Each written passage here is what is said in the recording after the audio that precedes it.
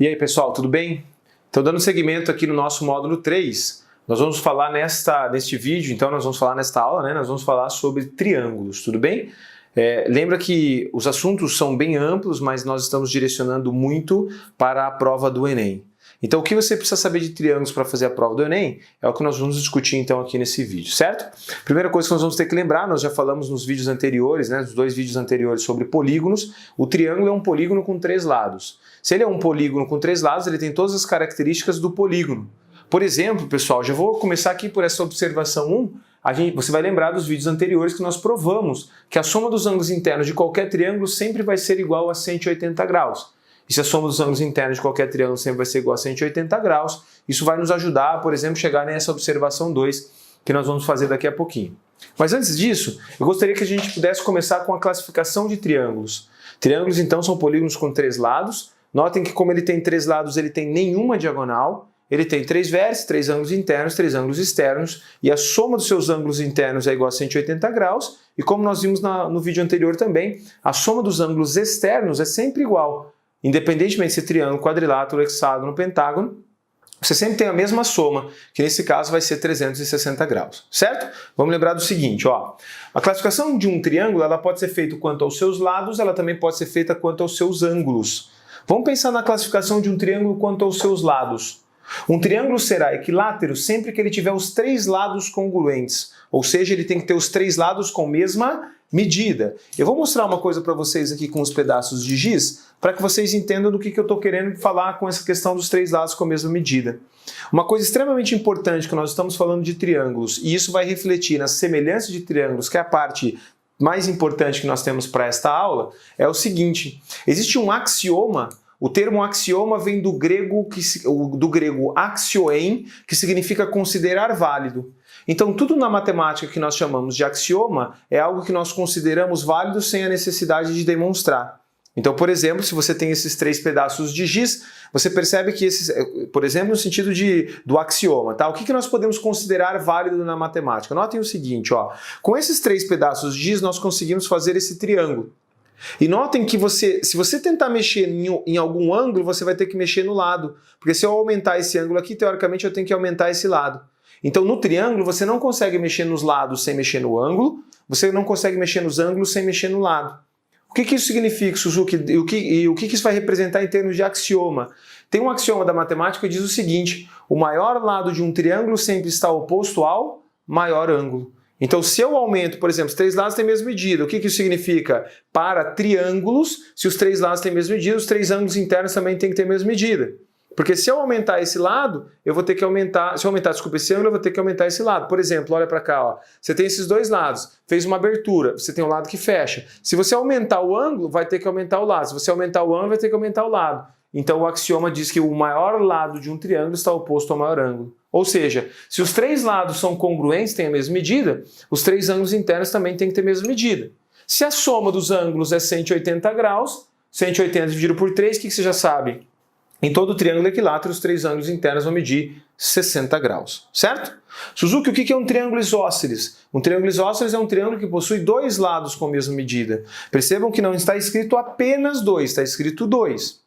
Quem tem 3 lados congruentes também tem 2. Ou seja, toda vez que um triângulo tiver 3 lados congruentes, também vai ter 2. O que significa que todo triângulo equilátero é isósceles, mas nem todo triângulo isósceles será equilátero. Agora, toda vez que você tiver um triângulo que é isósceles, mas não é equilátero, veja o seguinte, se ele é isósceles, mas ele não é equilátero, você tem 2 lados com medidas iguais e um lado com medida diferente, presta atenção. Esse lado de medida diferente, ele vai ser chamado de base, tudo bem? E outra coisa, se o maior lado está oposto ao maior ângulo, se esse lado tem a mesma medida que esse ângulo tem a mesma medida que esse. E por isso nós dizemos que os ângulos da base de um triângulo isósceles sempre serão também congruentes. Beleza? Bom, triângulo escaleno é o triângulo que tem os 3 lados com medidas diferentes. E se os 3 lados têm medidas diferentes, pelo axioma, quanto maior o lado, maior o ângulo, os 3 ângulos também terão medidas diferentes. Beleza? Vamos lembrar de um conceito de geometria plana básica, sobre ângulos. Ângulos que têm medida entre 0 e 90, ângulo agudo. Ângulo que tem medida igual a 90, ângulo reto. E ângulo que tem medida entre 90 e 180 é um ângulo obtuso. Todo triângulo que tiver os três ângulos agudos, ó, até eu coloquei um ângulo agudo aqui, tá errado, né, pessoal? Todo triângulo que tiver os três ângulos agudos, ok? Então vamos lá. Todo triângulo que tiver os três ângulos agudos, ele vai ser chamado de acutângulo. Três ângulos agudos são três ângulos com medidas entre 0 e 90. Por exemplo, o triângulo equilátero é um triângulo acutângulo. Porque no triângulo equilátero você tem os três ângulos de 60 graus, três ângulos agudos, triângulo acutângulo. Quando você tiver um triângulo que tem um ângulo reto, esse triângulo será chamado então de triângulo retângulo. Todo triângulo que tem um ângulo reto é chamado de triângulo retângulo. E todo triângulo que tiver um ângulo obtuso é chamado de triângulo obtusângulo. Notem, pessoal, que o máximo que um triângulo pode ter é um ângulo reto. O máximo que um triângulo pode ter é um ângulo obtuso. Porque se você tem um ângulo de 90 graus, a soma dos três não é 180? Você não pode ter dois ângulos de 90 que já daria 180, por exemplo, né? Se você tentar fazer dois ângulos de 90, olha o que acontece, não tem como você fechar um triângulo. Dois ângulos obtusos ou um ângulo obtuso e um ângulo reto também não será possível. Beleza? Então essa é uma classificação básica, mas importante, porque de repente ele cita alguma coisa e a gente fez algumas interpretações aqui sobre relação entre medida de lado e medida de ângulo. Tranquilo? Bom, primeira observação que nós fizemos eu já comentei com vocês.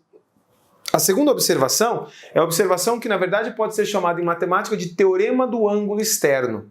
Suzuki, o que diz o teorema do ângulo externo? Se você olhar na sua apostila, você vai ver que esse teorema está enunciado. Na apostila você tem o texto, mas você não tem o desenho. Então eu vou fazer o desenho aqui para você para justificar o texto.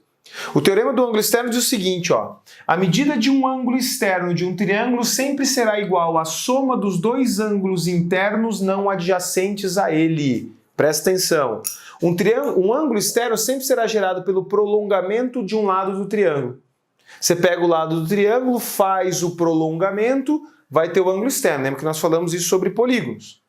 Todo ângulo externo ele vai ter um ângulo interno que é adjacente e os outros dois não adjacentes. Agora olha que maravilha, se a soma dos ângulos internos de qualquer triângulo sempre dá 180, na nossa figura A mais B mais C vai dar 180 graus, tudo bem? Mas se esse ângulo C ele é interno, adjacente desse ângulo externo, notem o seguinte, isso aqui é um segmento de reta, ou seja, se eu faço isso aqui, significa que se eu somar o ângulo externo E mais C, também vai dar 180, eles são ângulos que são suplementares. Agora não tem segredo, vê se você concorda comigo, olha que maravilha. A mais B mais o C dá 180. E o E mais o mesmo C vai dar o mesmo 180. Pensa comigo, se A mais B mais C dá 180 e o E mais o mesmo C dá 180, pera lá. Alguma coisa mais C dá 180, alguma coisa mais C dá 180. O que está atrás da minha mão, o que está para trás aqui da minha mão esquerda tem que ser a mesma coisa que está para trás da minha mão direita. Eu estou somando com o mesmo número e está dando o mesmo resultado. Conclusão final, o ângulo E, ou a medida E, vai ser igual a A mais B. Está provado o teorema do ângulo externo, que diz o quê? A soma das medidas de dois ângulos internos não adjacentes sempre será igual à medida do ângulo externo. Tudo bem, pessoal? Tranquilo? Isso aqui pode ser utilizado na resolução de exercícios, então fiquem espertos na teoria. Claro, depois, como nos outros dois módulos, nós vamos para a prática da resolução de exercícios. Tranquilo? Bom, chegamos no ponto que é o ponto mais importante da nossa parte de aula de triângulos, né, da nossa aula de triângulos, que é a parte de semelhança de triângulos. A semelhança de triângulos vai trazer diversas situações importantes e diversas possibilidades de resolução de exercício. Então vamos pensar no seguinte. Primeiro, quando que duas figuras são semelhantes? Duas figuras são semelhantes, dois polígonos são semelhantes, quando você tem ângulos correspondentes congruentes e lados correspondentes proporcionais. Nós já trabalhamos no módulo anterior o que é proporção. É uma igualdade entre razões. Então, por exemplo, um quadrado e um retângulo, pega um quadrado de lado de medida 2, pega um retângulo de lado de medida 2 e 3, por exemplo. Eles têm ângulos internos, ângulos correspondentes congruentes? Sim. Tanto o quadrado quanto o retângulo tem os 4 ângulos de 90 graus. Mas os lados são proporcionais? Não. Porque eu falei que os 4 lados do quadrado medem 2, e os lados do retângulo 2 medem 2 e 2 medem 3. Então você não pode dizer que 2 está para 2 assim como 2 está para 3. Porque se eu pensar aqui, ó, 2 está para 2 é diferente de 2 está para 2. Ou seja, 2 está para 3 é diferente de 2 está para 2. Se não tem igualdade entre razões, não tem proporção. Então, para polígonos de maneira geral, você tem que provar essas duas coisas. Você tem que provar que os ângulos correspondentes são congruentes, você tem que provar que os lados correspondentes são proporcionais. Qual que é a vantagem quando nós estamos trabalhando com triângulos? Lembra que eu acabei de mostrar para vocês? Em quaisquer triângulos, o que você sabe? Você não tem como mexer no lado sem mexer no ângulo, você não tem como mexer no ângulo sem mexer no lado. Ou seja, para triângulos, se uma das duas coisas estiver satisfeita, a outra obrigatoriamente também tem que estar. Para triângulos, se eu provar a primeira, eu ganho de graça a segunda. Obrigatoriamente a segunda é verdadeira. E se eu provar a segunda, obrigatoriamente a primeira também é. E isso, gente, que gera para nós os casos de semelhança. Existem 3 casos. Os 2 primeiros são o seguinte, ó. Existe o caso lado, lado, lado. Ou seja, se você pegar os 3 lados de um triângulo, se você pegar os 3 lados do outro triângulo e eles forem todos proporcionais, você já sabe que os triângulos são semelhantes. Por exemplo, né? Se eu tivesse uma situação como essa aqui, ó, você sabe que esse, vamos supor, né? Aqui é 3, aqui é 4, aqui é 5. Daí você pega um outro triângulo. Aqui é 6, aqui é 8, aqui é 10. Olha o que você já provou. 3 está para 6, assim como o 4 está para 8, assim como o 5 está para 10. Tanto que se você simplificar essas frações, qual que é a constante de proporcionalidade? Ela é meio. Agora, eu já olhei para os ângulos? Eu não olhei para os ângulos, mas não precisa. Porque só de olhar para os lados, se os lados já são proporcionais, por isso caso lado, lado, lado, os triângulos já são semelhantes. E aí, obrigatoriamente, esses ângulos vão ter que ser congruentes. Então, se você provar os lados, você ganha de graça os ângulos. Consequentemente, você vai ter também o caso chamado de caso ângulo-ângulo. Quem que é o caso ângulo-ângulo, Suzuki? Se eu provar que 2 ângulos de um triângulo são congruentes aos outros 2 do outro, os lados já são proporcionais, que é o caso que a gente vai mais utilizar. Professor, me dá uma ideia de quando que a gente utiliza isso. Lembra daquele exercício assim, ó? Você quer saber a altura de um prédio. E aí ele diz o seguinte, ó. Em determinado momento do dia, vamos lá. Em determinado momento do dia, os raios de sol geram uma sombra de um prédio com, vamos supor aqui, 10 metros a sombra. Tudo bem? E aí ele quer saber qual é a altura do prédio. Aí ele diz o seguinte, no mesmo momento, uma árvore, olha para mim, uma árvore de 2 metros de altura, ela gera uma sombra com 1 metro. Tudo bem? Então imagina isso. Ele diz para vocês o seguinte, esse é o caso clássico de ângulo-ângulo. Em determinado momento do dia, a sombra de um prédio tem 10 metros. Neste mesmo momento, a sombra de uma árvore de 2 metros tem 1 metro. Calcule a altura do prédio. Olha o que vai acontecer, pessoal. Tanto a árvore, tanto essa medida da altura da árvore, quanto a medida da altura do prédio vão formar um ângulo de 90 graus. No mesmo momento, os raios solares eles são todos paralelos, ou seja, esse ângulo tem a mesma medida que esse. Agora você vai pensar junto comigo. Por que ângulo, ângulo e não ângulo, ângulo, ângulo? Porque se a soma dos 3 ângulos internos de qualquer triângulo dá 180, se esses 2 ângulos são congruentes a esses 2, pensa comigo, esse aqui, somado com esses 2, não tem que dar 180? Esse aqui, somado com esses 2, também não tem que dar 180? Se esses 2 são congruentes e esse tem que somar com esses 2 para dar 180, eles também serão congruentes. Não preciso colocar 3 ângulos aqui. Vou dar um exemplo básico. Soma 180. Um triângulo tem um ângulo de 30 graus, o outro de 100. Se um tem 30, o outro tem 100, somou, deu 130. Para 180 falta 50. Um outro triângulo tem um ângulo de 30, o outro de 100. Também deu a soma 130, para 180 falta 50. Por isso que nós vamos chamar de caso ângulo-ângulo. Agora, se os ângulos para triângulos, se os ângulos são congruentes, os lados já são proporcionais. Ou seja, daqui eu posso ganhar aqui, vou fazer aqui, ó, a altura do prédio está para a altura da árvore, assim como a sombra do prédio está para a sombra da árvore. Multiplicando o cruzado, h vezes 1 vai dar h, e 10 vezes 2 vai dar 20, ou seja, a altura do prédio vai ser de 20 metros. Tudo bem, pessoal? Tranquilo? Suzuki, tem mais alguma situação de caso de semelhança? Tem. Qual o caso de semelhança que você tem também? O último é o caso lado, ângulo, lado. O caso lado, ângulo, lado também é um caso de semelhança de triângulo. Então, se você provar lado proporcional, ângulo interno e lado proporcional, você tem uma semelhança de triângulo. Vou fazer um outro exemplo aqui para vocês, ó. Presta atenção. Você tem aqui um triângulo equilátero. Se você tem um triângulo equilátero, você tem os três lados com a mesma medida. Os três ângulos internos, 60 graus. Vamos supor o seguinte: dobra este lado e mantém o ângulo entre os dois lados. Então você vai dobrar os dois lados aqui e você vai manter o ângulo entre os dois lados. Ó que bacana, ó. Dobrou os dois. Calma aí. Dobrou os dois. Manteve o ângulo, o que vai acontecer? Se esse lado tem a mesma medida que esse ângulo tem que ter a mesma medida que esse. Se esse aqui manteve 60 graus, pensa comigo, isso vai gerar um triângulo isósceles, ó. Se eu fechar aqui, isso vai ser um triângulo isósceles, porque eu dobrei e dobrei. Se eles eram iguais, se eles eram congruentes, eles continuam congruentes. O que significa que você vai manter um triângulo equilátero.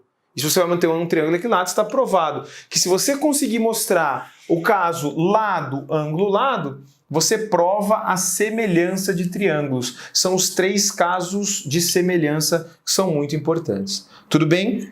Presta atenção no que eu vou falar, guarda essa informação, a gente pode precisar utilizar para resolver exercícios. Sempre que você tiver dois triângulos semelhantes, necessariamente existe uma razão de semelhança. Por exemplo, desse triângulo para esse é uma razão de semelhança meio, o que significa que todas as unidades de comprimento desse triângulo serão metade das unidades de comprimento desse. Agora, quando eu digo unidade de comprimento, não é só a medida do lado. Por exemplo, perímetro, 3 mais 4, 7 mais 5, 12. Ó que lindo. 5 mais 8, 14, mais 8, 14, 14 mais 10, 24. Se a razão de semelhança é meio, o perímetro desse também é metade desse. E o que mais que nós temos? E aí eu vou aproveitar para a gente finalizar a aula com as definições. Mediana, bissetriz e altura também serão metade. A mediana aqui, as medianas, as bissetrizes e as alturas também serão medidas que vão ser metade das medianas, bissetrizes e alturas daqui. Para a gente finalizar essa aula, só lembra do seguinte: mediana, segmento que sai do vértice e vai até o ponto médio do lado oposto. Bissetriz, segmento que sai do vértice e vai até o lado oposto ou prolongamento do lado oposto, dividindo o ângulo exatamente em dois ângulos adjacentes e congruentes, ou seja, dividindo o ângulo na metade. Altura é o segmento que sai do vértice e vai até o lado ou prolongamento do lado oposto, formando um ângulo de 90 graus. E mediatriz não é segmento. Mediatriz é a reta que passa pelo ponto médio do segmento, formando um ângulo de 90 graus. Sempre um triângulo tem 3 alturas, 3 medianas, 3 bissetrizes e 3 mediatrizes. Anota isso. Se você fizer o encontro das 3 medianas de um triângulo, vai ser chamado de baricentro. E todo baricentro divide a mediana na razão 2/1 a partir do vértice. Se você fizer o encontro das 3 bissetrizes, vai ser chamado de incentro, que é o centro da circunferência inscrita ao triângulo. Se você fizer o encontro das 3 mediatrizes, vai ser chamado de circuncentro, que é o centro da circunferência circunscrita ao triângulo. E se você fizer o encontro das 3 alturas ou de seus prolongamentos, você vai ter o ortocentro. Tudo bem, galera? Beleza? É isso que vocês precisam saber sobre triângulos. Claro, na hora dos exercícios nós vamos trazendo mais informações e quando nós formos falar sobre volume lá na geometria espacial, a gente vai utilizar mais um pouquinho dessas questões aqui de proporção, de razão, para resolver também mais alguns problemas. Tranquilo, pessoal? Fiquem com Deus, até o próximo vídeo. No próximo vídeo a gente vai falar sobre quadriláteros.